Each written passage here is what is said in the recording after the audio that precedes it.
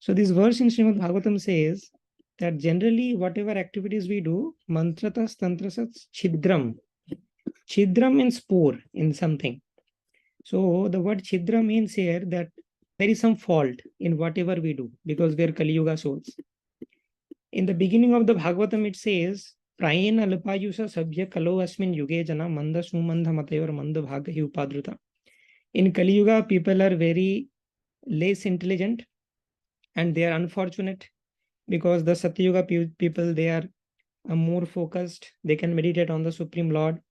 The Treta Yuga people, they can do fire sacrifices wonderfully. The Dwapar Yuga people, they can do deity worship nicely. Kali Yuga people are the worthless, useless. They cannot do any spiritual activity. They even cannot understand spiritual subject matter. They are being spontaneously cheated by Maya again and again, but they are not able to understand. So therefore, their intelligence is very low. So therefore, it is called Manda Sumandha Matayor. Their mati means the intelligence is very manda, slow, and very poor quality of intelligence. So whatever these Kali Yuga people will do, there will be a chidra. There will be some fault. Mantratas, tantratas, chidram. Whatever mantra, tantra you do in Kali Yuga, it will have chidra. Desha kalaharha vastutaha. Desha, in the matter of country, means the space or the place where you are conducting fire sacrifice or whatever, any spiritual activity. It depends. The desha or the space should be very auspicious and pure. Otherwise, there is a fault or there is a chidra. Kala, the time should be proper. You cannot do a yajna for a Vishnu in the middle of the night. That is not a proper time. Araha, the recipient, should be proper. The Brahmanas and Vaishnavas like that. The Vastutaha, paraphernalia, should be perfect. But in Kali Yuga, everything is imperfect. So nobody is completely pure, and with our impure body, we are touching the paraphernalia used in deity worship. According to the standard of Dwapar Yuga, even if one bad thought comes into our mind, then we are polluted and we have to take a bath before entering the altar of the Supreme Lord. In Kali Yuga, every time while even doing the deity worship, we are thinking about something material activity, some office work or some academic things or something else dirty. So in Kali Yuga, people do not have any qualification to do any of the spiritual activities. Fire sacrifice, deity worship, meditation on the Supreme Lord Vishnu. So Sarvam Karoti Nischidram, but there is a savior in Kali Yuga. Whatever this Kali Yuga people will do, mantratas, tantratas, everything will have some kind of fault in regard to Desha, Kala, Arha, Vastutaha. In regard to the place, time, circumstances, recipient, paraphernalia, there would be some mistake. You cannot avoid that in Kali Yuga. But Sarvam Karoti Nischidram, there is a savior which makes everything Nischidra. Even if you have thousands of faults, it will nullify all the faults. Sarvam Karoti Nischidram. Anusankirtanam tava. Anusankirtanam. Sankirtan is very important. Therefore, before starting of the class, every day we do some kind of meditation in Kirtan because this Sankirtan is very important in Kali Yuga. Before every activity in ISKCON, you will see this during activity, before and after. This Sankirtan is there. Before starting of the class, we have Jaya Radha Madhav. In temple, if you see, before starting of the Bhagavatam class, they have Jaya Radha Madhav Kirtan. So Sankirtan is there. After that also, when the class ends, there is some Arati and Kirtan is going on. During the Arati also, there is Kirtan going on. So what is the point? Why Srila Prabhupada introduced this? Because in Kali Yuga, although we are trying to worship the Supreme Lord, we will have mistake. But if the Sankirtan is going on in the background, Lord will overlook all the mistakes we do. And Lord will focus on the Harinam Sankirtan. That is the Yuga Dharma for this Kali Yuga. Srila Jiva Goswami also writes this in his commentaries that in Kali Yuga, every spiritual activity has to be done with this Sankirtan of the holy name. There are 5 prominent spiritual activities, and a devotee is very eager to establish a relationship with the Supreme Lord and to become independent from this material world. Currently, we are dependent, we are bound into this material world. To become liberated and to become attached to the Supreme Lord, a devotee has to do 5 kinds of spiritual activities. 5 do's and 4 don'ts. 4 don'ts we know: no meat eating, no gambling, no intoxication, no illicit sex. What are the 5 do's? These are called Sadhu Sangha Nama Kirtan Bhagavata Shravan Mathura Vasha Srimurtira Shraddhaya Sevan. These are the 5 potent limbs of devotional service that everyone should perform. Sadhu Sangha, the association of devotees. If you do not associate with the devotees, after a few days, this desire to perform spiritual life will go away. You cannot continue your devotional service without association of devotees. So, association of devotees. The reading the books like Gita and Bhagavatam, that is Bhagavata Shravan, and then chanting of the holy names. Sadhu Sangha Nama Kirtan. Chanting of the holy names is Nama Kirtan. Then Mathura Vasha, visiting the holy places whenever you get time. We should plan trip towards to the pilgrimage places, the holy places, Dham of the Supreme Lord. That is called Mathura Vas. And Sri Murti Shraddhaya Sevan. Means in our home, we should have some deity form of the Supreme Lord. Even the picture is also okay. But the Supreme Lord has to be there and we should worship. Otherwise, that becomes a one. So whenever in traditional Vedic India, we say that the house is called Bhavan. Even maybe you have seen in many of the house, they name it like that, something Bhavan. So Bhavan means house. So the Bha in the Bhavan refers to Bhagwan. If Bhagwan is present in that house in the form of deity, and there is some engagement going on, 3 times you are offering, 2 times you are doing arati. So something related to the Supreme Lord or Bhagavan is going on in that house, then that is called Bhavan. If the Bha is not present, Bhagavan is not there in the deity form, it becomes Van. And the word Van means forest.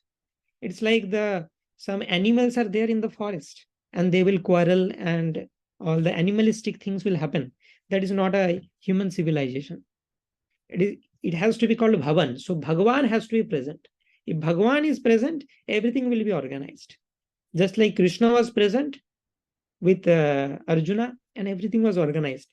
Even if due to karma, we have to suffer something, if Bhagavan is present, he will nullify and he will take care. So Bhagavan can take care of the things which we cannot control. So therefore, the motto should be, do your best and leave the rest. We have to do our best and then Krishna will take care of the rest. So that is a cooperation with the Supreme Personality of Godhead, Bhakta and Bhagwan. Okay, so with that introduction, let us start with the Mangala Charan. We will continue the 6th chapter of Bhagavad Gita. Om Ajnanatimidandhasya Jnananjanasalakaya Chakshurunmilitam Yena Tasmai Shri Gurave Namaha. Shri Chaitanya Manobhishtam Sthapitam Yena Bhutale Swayam Rupa Kadamahyam Dadati Swapadantikam Vandeham Shri Guru Shri Yuta Padakamalam Shri Gurun Vaishnavamscha Shri Rupam Sagrajatam Sahagana Raghunathanvitam Tam Sajivam Sadvaitam Savadhutam Parijana Sahitam Krishna Chaitanya Devam Shri Radha Krishna Padan Sahagana Lalita Shri Vishakhanvitamscha Nama Om Vishnu Padaya Krishna Pristhaya Bhutale Srimate Bhakti Vedanta Swami Niti Namine Namaste Saraswate Deve Gauravani Pracharine Nirvishesha Shunyavadi Paschatya Deshatarine Vancha Kalpatarubhyascha Kripa Sindhubhya Evacha Patitanam Pavanebhyo Vaishnavebhyo Namo Namaha Namo Mahavadanyaya Krishna Prema Pradayate Krishnaya Krishna Chaitanya Namne Gaurattishe Namah Panchatattvatmakam Krishnam Bhaktarupasvarupakam Bhaktavataram Bhaktakyam Namami Bhaktashaktikam He Krishna Karuna Sindho Deenabandho Jagatpate Gopesha Gopika Kanta Radha Kanta Namostute Tapta Kanchana Gaurangi Radhe Vrindavaneshwari Vrishabhanu Sute Devi Pranamami Hari Priya Nilachala Nivasaya Nityaya Paramatmane Balabhadra Subhadravhyam Jagannathaya Te Namah Jai Shri Krishna Chaitanya Prabhu Nityananda Shri Advaita Gadadhara Shivasadi Gaura Bhakta Vrinda Hare Krishna Krishna Krishna Hare Hare Hare Rama Rama Rama Hare Hare Hare Krishna. So yes, I want to make another point regarding this association because we are discussing. So this association of devotees is very important. Otherwise, we cannot sustain our spiritual life. This devotional life is entirely dependent on association of devotees. Now, what does it mean to have association of devotees? Some people have misconception regarding the association of devotees because the English word is very confusing, association. So Sanskrit is a very rich language, and therefore it might happen that for some Sanskrit words, we do not have a proper English word because English does not have such a rich grammar and vocabulary like Sanskrit. Like, for example, in Sanskrit, you have bandhu, you have mitra, you have shuhrid. All these gets translated to friend, but they have different meanings in Sanskrit, different levels of friendship. Mitra, shuhrid, bandhu, like that. So Sanskrit is a very rich language. Therefore, this word sadhu sangha, this sangha gets translated to association. But now association cannot properly describe the word sangha. Sometimes we think, okay, association means sit with the devotees and like hug them, something like that. We think that is association. But what does association actually mean? We have to be very clear about that because this is a very crucial aspect in spiritual life. So let us hear from the Supreme Personality of Godhead what is the meaning of association. So you must have heard in the 10th chapter there are 4 verses in Bhagavad Gita, and those verses are called Chatushloki Gita. In 4 shlokas, Gita is summarized, and those verses start with 10.8, 8, 9, 10, 11. These 4 verses. So first in the 10.8, Krishna says, Aham sarvasya prabhavo matta sarvam pravartate iti matva bhajante mam bhuda bhava samanvita. So Gita summarized in 4 verses. That means Krishna will first tell who I am and who you are. So that is called Sambandha Gyan. After knowing the Sambandha Gyan, Krishna will tell what is your duty. That is called Avideya. And after executing your duty, you will get Krishna Prem. That is Prayojan. So this Sambandha Avideya Prayojan is the essence of entire Vedic literature.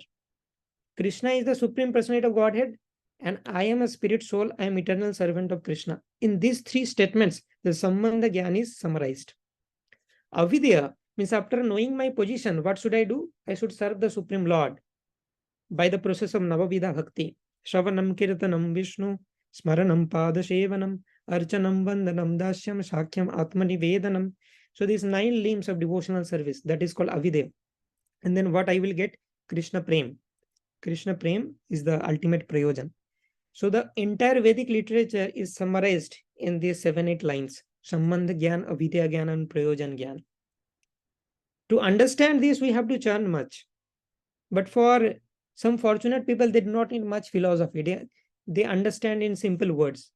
If you tell me that what is the essence of Gita and Bhagavatam, so this Sambandha, Avidya, and Prayojan is the essence of Gita and Bhagavatam. And what is Gita? Gita is the essence of all Upanishad. Sarvo Upanishado Gabho Dugdha Gopalanandana Vatsa Partha Sudirbhokta Dugdham Gita Mritam Mahat. So Gita is the essence of all Upanishad. If you consider Upanishad as a cow, Gita is the milk. That means Gita is the essence of the Upanishad. And what is Bhagavatam? Nigamakalpatarur galitam phalam sukha mukhadamrita dravasam yutam pivata bhagavata rasamalayam muhuraho rasika bhubi bhavukaha. If you consider the entire Vedic literature as a tree, Bhagavatam is the fruit. That means Bhagavatam is the essence of entire Vedic literature. Gita is the essence of all the Upanishads. And the essence of all these two literatures, which are the essences of the entire Vedic literature, is the Chatushloki Gita and Chatushloki Bhagavatam. Chatushloki Bhagavatam we are not going now. We'll discuss that in the Bhagavatam class. But Chatushloki Gita also describes these 3 aspects, Sambandha, Avidya, and Prayojan. And now 10.8, this Sambandha aspect is described. Krishna is explaining his own position. That Aham Sarvasya Prabhavo, from myself everything has emanated. And I am the origin of all. That is position of Krishna. Iti matva bhajante mam buddha bhava samanvita. Buddha, the intelligent persons, they know me like this, and they also know their position. And therefore, what they do? They bhajanti. They worship me. So some part of avidya is coming here. Now, the verse I wanted to discuss is 10.9. Here Krishna entirely discusses about the avidya tattva. Like after knowing about Krishna, that Krishna is Supreme Lord and I am a part and parcel of Krishna, what should I do? This is the thing which we have to do. And this talks entirely about association. So basically, in one word, if you want to pursue spiritual life, just associate with devotees and everything will follow. You do not have to do anything else. Just associate with devotees, respect them, and follow whatever they say. And everything will automatically happen. You need not do any endeavor. So here Krishna is telling about association. What is association? Association does not mean hugging the devotee, but discussing Krishna Katha with devotees. Macchitta madgata prana bodhayanta parasparam kathayantascha mam nityam tushyanti cha ramanti cha. Macchitta madgata prana. Krishna is describing, oh my devotees, how they are macchitta. In their chitta, in their heart, I am always there. Macchitta. Their minds fully engaged in me. Madgata prana. Their lives are devoted to me. For me, they can even sacrifice the prana. Madgata prana. Such is the caliber of my devotees. Macchitta madgata prana. And what those devotees do, when two devotees meet with each other, what they do? They discuss about social topics, politics, current affairs. What they do? Bodhayanta parasparam. Bodhayanta. They preach each other about Krishna. They remind each other about Krishna. That in the Bhagavatam I was reading this past time. Oh, Krishna is so merciful. Vritrashur is such a pure devotee. Indra is a demigod, but he is not displaying devotional qualities like Vritrashur. He is a great devotee. Like any pastime of Srimad Bhagavatam, Vritrashur came into my mind. So the devotees, they discuss like this, that Vritrashur comes in this category of Muktanam api siddhanam narayana parayana sudurlabha prasantatma kotishvapi mahamune. So devotees like Vritrashur is very rare. Even among crores of liberated persons, you cannot find a devotee like Vritrashur. So I aspire to have such qualities. So this is the topic devotees should discuss. We are not getting any pleasure because we do not do that. We do all other kinds of different discussions. We think, oh, this is only good in Bhagavatam classes. In Bhagavatam classes, we should discuss about Krishna, and in other times, we should discuss about our dresses, about the food, and about our office. No. That is why we bring problems in our life. We should talk about these things as less as possible. Like to the least, we should discuss about these material affairs. And we should increase the discussion about Krishna. If we increase the discussion about Krishna, problems will be solved. All problems are coming because you are forgetting Krishna. So Krishna says, oh, this soul is not remembering me. So let me give problems. So that the soul gets opportunity to remember me. But when we get problems, what happens? We think more about the problems. We forget Krishna more. So Krishna sends more problems. This is the mechanism we have to understand.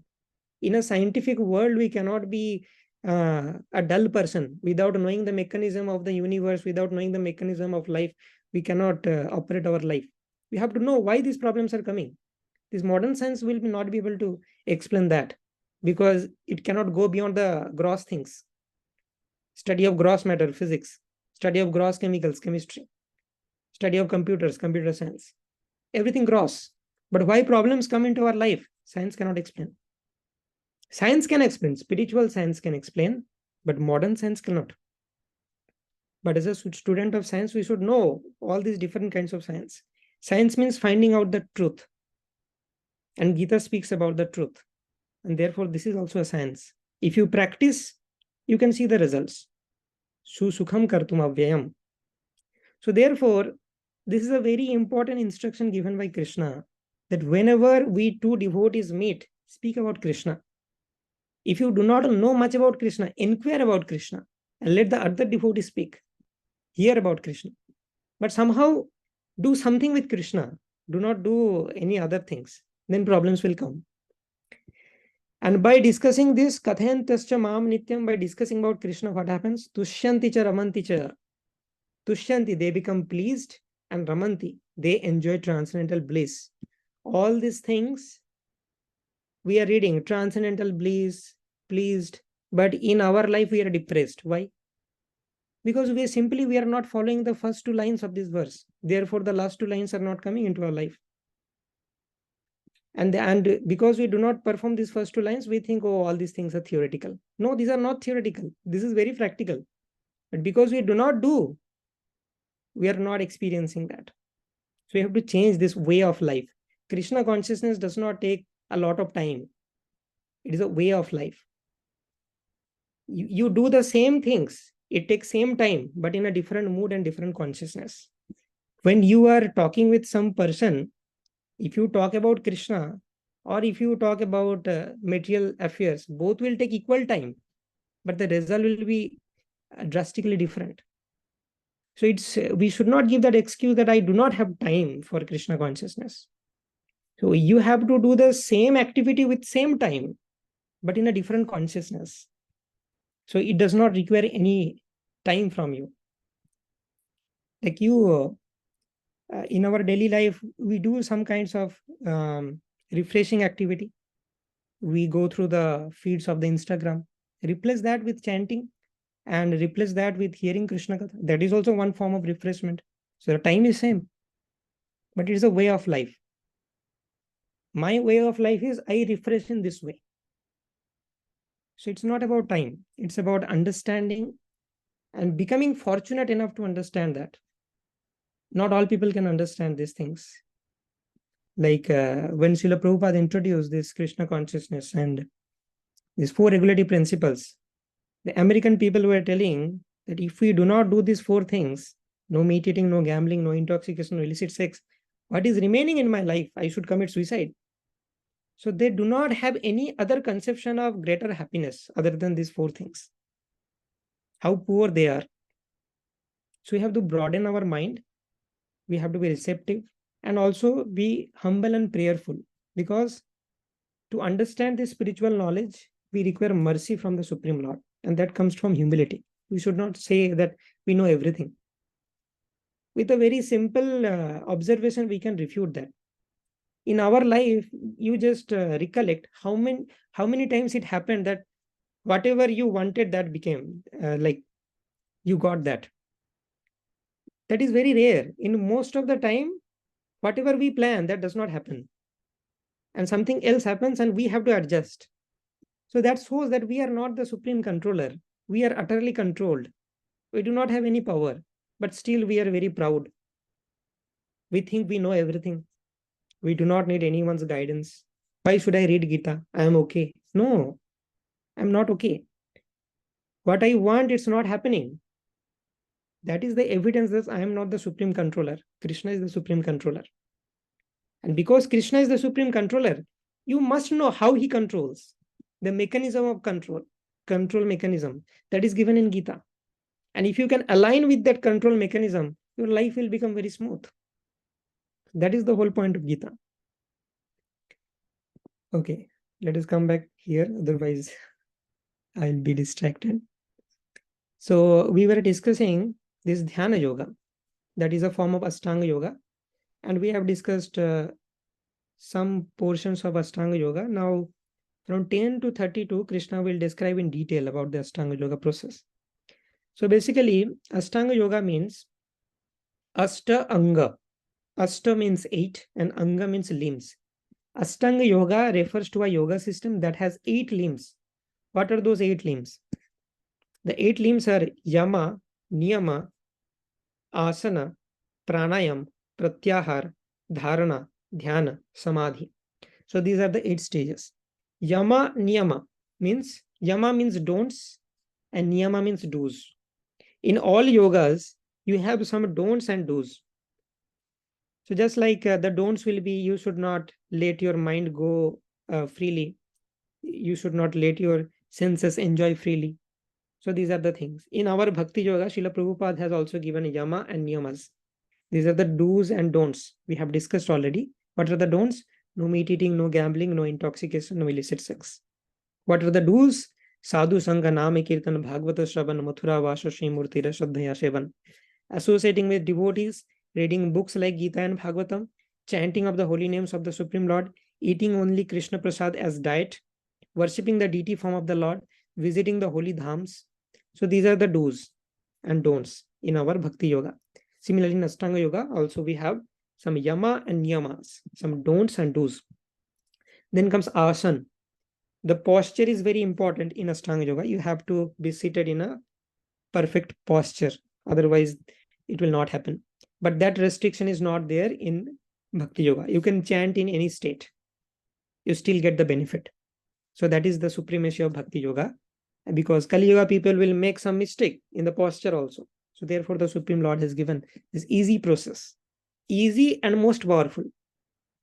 So you should not underestimate, like Bhakti Yoga is an easy process. Jnana Yoga, Ashtanga Yoga, these are very grave terms. So those yogas might be better than Bhakti Yoga. No, the thing is different.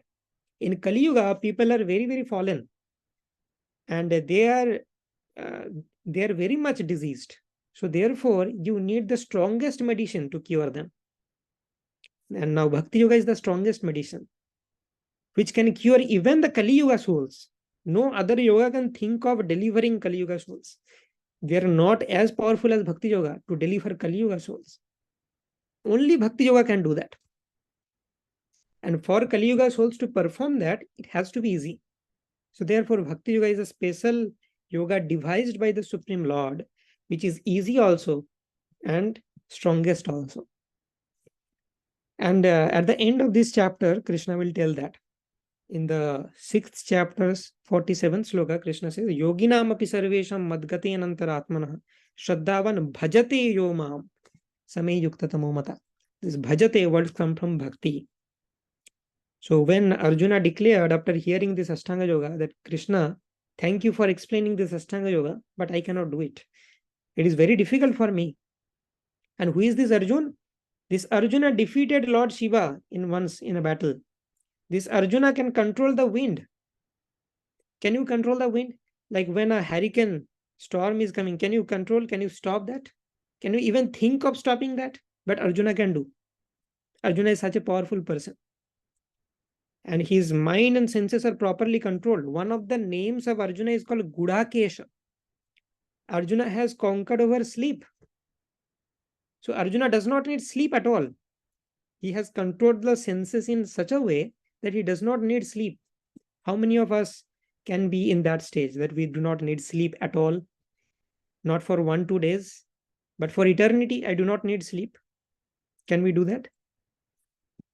In Ramayana, Lakshmana had this kind of qualities. When Ramchandra went for Vanavas, Lakshman took a vow that these 14 years I will not sleep. Can we take a vow like that? So Arjuna was a person in that category. And Arjuna is telling this Ashtanga Yoga is difficult. So just imagine how much difficult it will be for us. So we are learning this Ashtanga Yoga only for information and only to realize the supremacy and the greatness of Bhakti Yoga. Therefore, we are learning this. We are not learning to implement this Ashtanga Yoga. There are many yogas explained in Bhagavad Gita, and all they are there for increasing our appreciation for Bhakti Yoga. So there are different steps in Ashtanga Yoga, and we may commit mistake in any of the steps. Asana is the posture, and then pranayam, breath control, and then pratyahara, restricting the senses. Then comes the advanced stages called dharana, dhyana, samadhi. Dharana means you are able to control the mind for 12 seconds at a stretch. Then in the dhyana stage, you are able to control the mind 12 times 12, 144 seconds, like slightly more than 2 minutes. You can control the mind. Your mind is focused on one point for 2 minutes. Then you are attaining the stage of dhyan. In the samadhi, 12 times 12 times 12, 1728 seconds, you are able to control the mind. Nearly 25 minutes, your mind is focused in one place. Then you attain the stage of samadhi. So those are unimaginable in this Kali Yuga. So now let us discuss some of the verses. We'll go through the verses very quickly because they are very technical and they describe the technical details of Ashtanga Yoga. So therefore, I explained it in simple words. Now we'll go through the verses. Yogi yunjita satatam atmanam rahasi sthita ekaki yata chittatma nirasir aparigraha. A transcendentalist should always engage his body, mind, and self in the relationship with the Supreme. He should live alone in a secluded place. So this is an instruction. And should always carefully control his mind. He should be free from desires and feelings of possessiveness. So here in Ashtanga Yoga, Krishna just says, you have to become like this. You have to become like this. But Krishna will not help you. That is the difference between Ashtanga and Bhakti. Krishna says that this are the needed qualification for you to become liberated. Now you make your own arrangements. How will you be free from all the desires? That is your business. How to become free from possessiveness? That is your business. How can you live in a secluded place? That is your business. But you have to complete this checklist, then only I will give you liberation. But in Bhakti Yoga, what happens? In Bhakti Yoga, the Bhakta, the devotee, says that I am only yours, Krishna. I am just serving you. Then Krishna says, okay, I will take care of everything. I will give all the qualities within you. So in Bhakti Yoga, Krishna helps you. And in Ashtanga Yoga, you have to make your own arrangements. Therefore, it is very difficult. Now comes the technical details of Ashtanga Yoga. Sucha udeshe pratisthapya sthiram asanamatmana natyuchiram natinicham chailajina kushottamam tatraikagram manah kritva yata chittendriya kriya upavishyasane yunjat yogam atma vishuddhaye. To practice yoga, one should go to a secluded place and should lay kusha grass on the ground and then cover it with a deer skin and a soft cloth. The seat should be neither too high nor too low and should be situated in a sacred place. The yogi should then sit on it very firmly and practice yoga to purify the heart by controlling his mind, senses, activities, and fixing the mind on one point. So again, all the different instructions are given, but then Krishna is asking you have to fix the mind in one point. But how will you do? That is your business. Samam kaya shirogrivam dharayan achalam sthira sampreksha nasikagram swam disaschana valokayan prasannatma vigata vir brahmachari pratishthita mana samyamamachitta yukta ashita matpara. One should hold one's body, neck, head erect in a straight line and stare steadily at the tip of the nose. Thus, with an unagitated, subdued mind, devoid of fear, completely free from sex life, brahmachari, one should meditate upon me within the heart and make me the ultimate goal of life. Okay. So here we will see all these things are very difficult. So now Arjuna's response is coming. Arjuna will comment in verse 33. Okay, so till 32, Krishna will describe the process and Arjuna will say that this is impossible for me in 33. Next, Yunjan evam sadatmanam yogi niyatamanasham santim nirvana paramam matsam stham adhigachati. Thus, practicing constant control of the body, mind, and activities, the mystic transcendentalist, his mind regulated, attains the kingdom of God or the abode of Krishna by cessation of material existence. So, the Ashtanga Yogi is, what is the destination of Ashtanga Yogi? So, generally, after you perfect in Ashtanga Yoga, you get the darshan of Paramatma.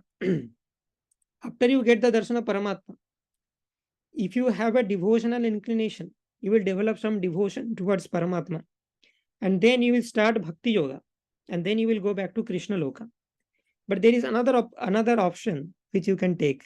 That is the option of fall down. After seeing Paramatma, you may ask for Siddhis. And you may get attracted to the Siddhis. And then you come to Siddha Loka in the material world.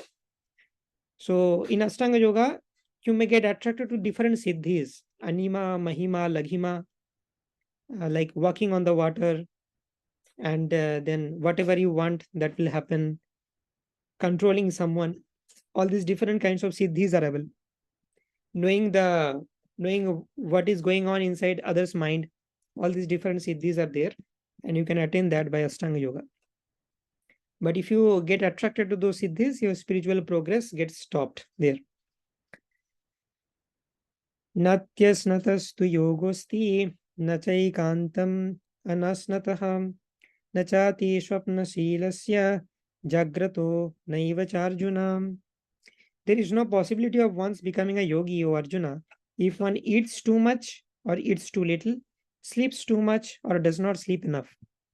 So eating and sleeping must be regulated for a yogi. Too much and too little is very dangerous. This is a very famous sloka from Bhagavad Gita 17, 6.17. Yuktahara viharasya yukta chestasya karmasu yukta swapno bhabodhyasya yogo bhavati dukkha. Again, it talks about the same thing, regulating the eating and sleeping habits and other things.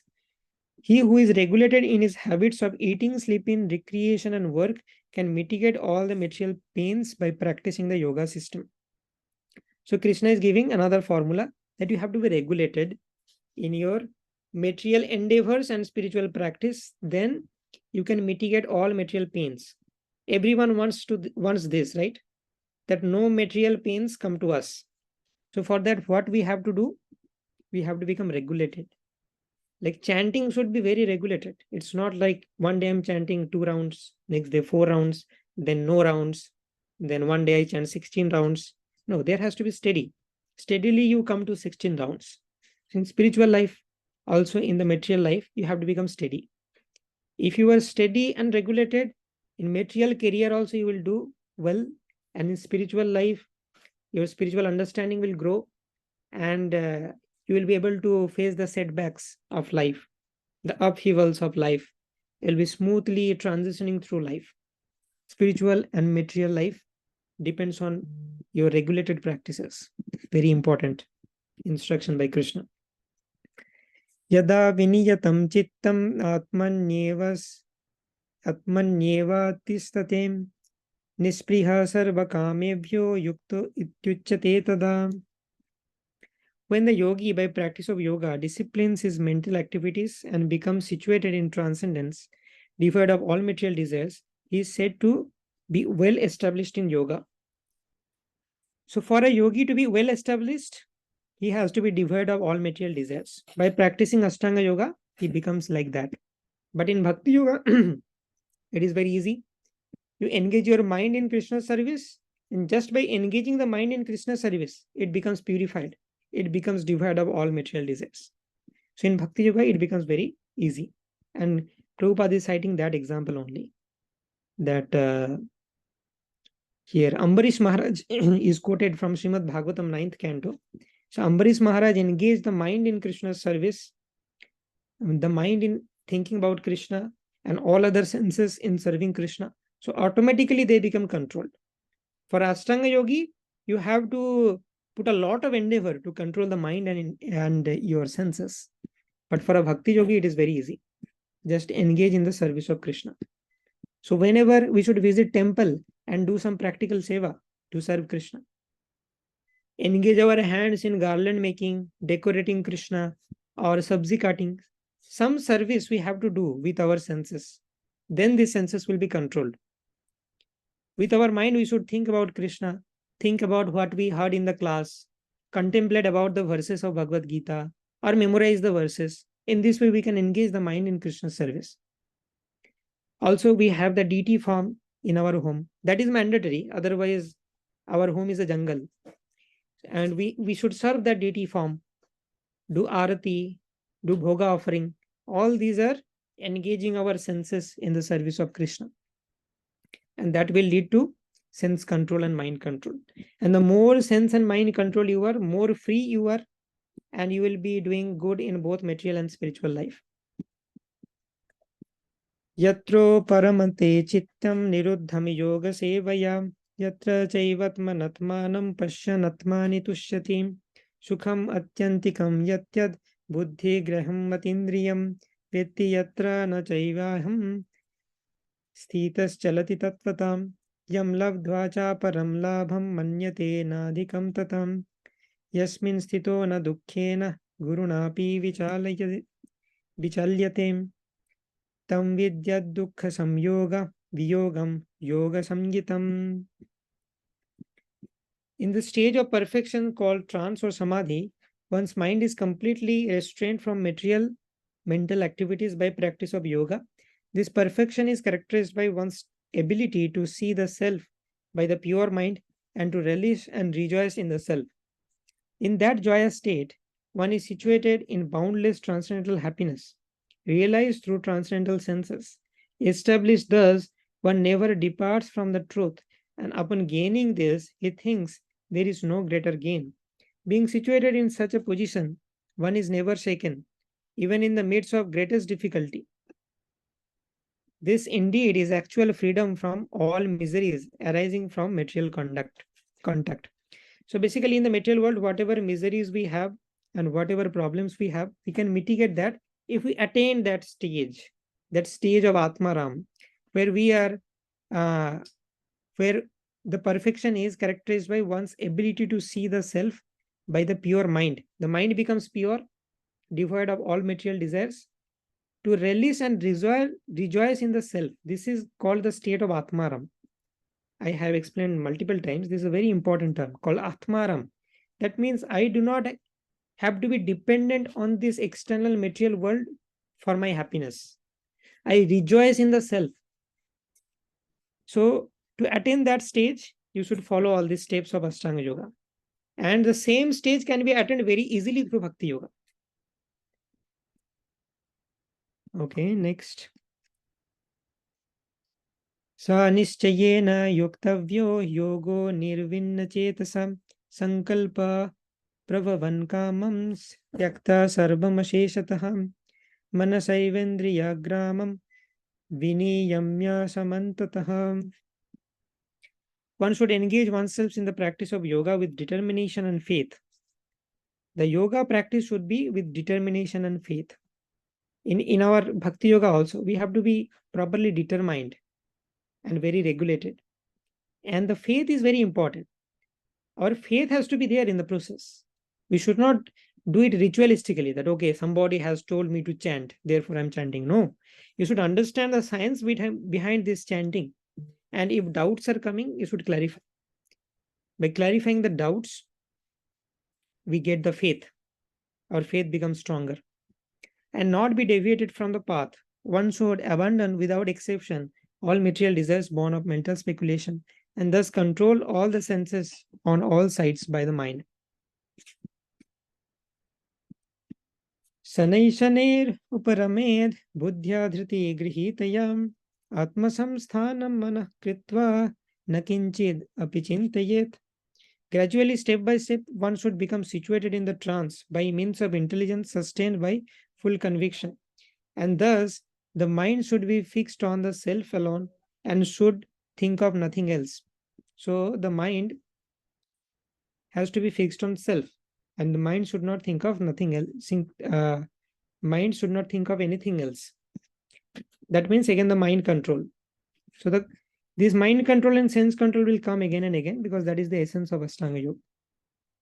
Yato yato nischalati manas chanchalam asthiram tato niyamyaitad atmanyeva vasam nayet. Now Krishna is giving a formula to control the mind. And we should apply this while chanting. What Krishna is telling?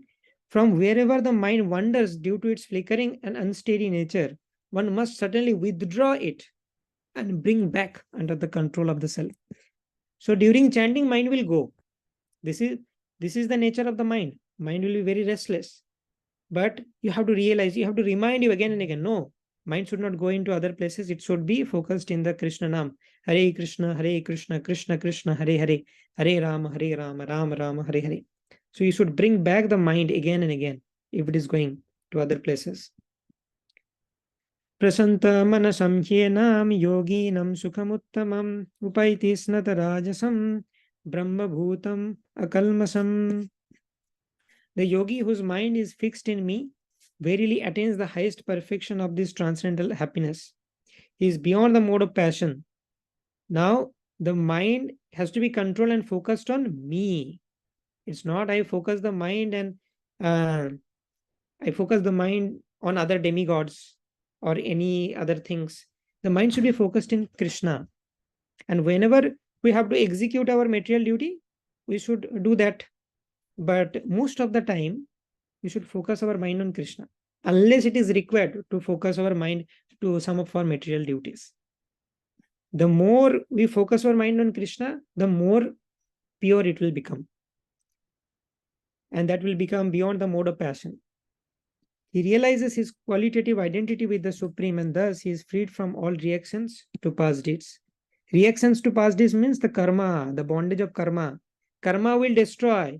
If you keep thinking about Krishna, if mind is engaged in Krishna, then this karma will burn away. Karma burning away means you don't have to suffer those karmas. Those were pending karmas. And sometime you had to suffer that. But if you focus the mind in Krishna, those will be burnt away. And you do not need to suffer those things. Yunjam evam sadatmanam yogi vigata kalmasha sukhena brahma samsparsam atyantam sukhamasnute. Thus, the self-controlled yogi, constantly engaged in yoga practice, becomes free from all material contamination and achieves the highest stage of perfect happiness in transcendental loving service to the Lord. So finally, this Ashtanga yogi becomes a Bhakti yogi if he is fortunate. If he is unfortunate, he gets distracted by the siddhis. Sarvabhutastam atmanam sarvabhutani chatmani ikshate yoga yuktatma sarvatra samadarshana. A true yogi observes me in all beings and also sees every being in me. So his vision becomes Krishnamaya. In everything he can see Krishna. In Krishna he can see everything. Indeed, the self-realized person sees me, the same Supreme Lord, everywhere. Just like Prahlad Maharaj was able to see Nrsingadev inside a pillar also. So that is the vision of a devotee. Everything, even if the sufferings come into the life, the devotee thinks, oh, Krishna is teaching me this lesson. Krishna wants me to become more powerful. Krishna wants me to grow. Oh, Krishna is caring about me. So devotee has a Krishnamaya vision. Everything he can relate to Krishna. Yomam pashyati sarvatra sarvam cha mayi pashyati tasyaham na pranashyami sacha me na pranashyati. For one who sees me everywhere and sees everything in me, I am never lost, nor is he ever lost to me. So that yogi is eternally connected to Krishna if we attain this stage. And we can see many pure devotees, like all our acharyas, were like this. Sarvabhuta sthitam yomam bhajatya ekatmam asthitam sarvata vartamanopi sayogi mai vartate. Such a yogi who engages in worshipful service of the Super Soul, knowing that I and the Super Soul are one, remains always in me in all circumstances. So now Krishna is telling, slightly shifting towards devotion, this worshipful service is devotional service. So Krishna is indicating that ultimately he becomes a Bhakti yogi. Atmaupamyena sarvatra samam pashyati yorjuna sukham va yadi va dukkham sayogi paramo mata. He is a perfect yogi by comparison to his own self, sees the true equality of all beings in both their happiness and in their distress, O Arjuna. So happiness, distress, and all the different living entities, a yogi sees everything with equanimity, with equal vision. In happiness also he thinks, okay, Krishna has given me this happiness, I am grateful to Krishna. In sufferings also he thinks that, okay, Krishna has mercifully given this for me to learn some lesson and to remember Krishna more. So I also welcome that. So happiness and distress both are welcomed by a devotee. And also he sees every living entity as a part and parcel of Krishna. So this is a vision of equanimity. So we have completed this section where Krishna described in detail about Ashtanga Yoga. Now from 33 onwards, we will see Arjuna's response. We already know what Arjuna will say, I have discussed, but then we'll go through it formally. And then Krishna will conclude it with Bhakti Yoga. That okay, no problem. Even if you cannot do Ashtanga Yoga, do Bhakti Yoga. With Bhakti Yoga, you can attain the same stage, same platform, even a higher platform with more ease. Easily you can attain higher destination than Ashtanga Yoga by Bhakti Yoga. And then from chapter number 7 to 12, Bhakti Yoga will be described in great detail.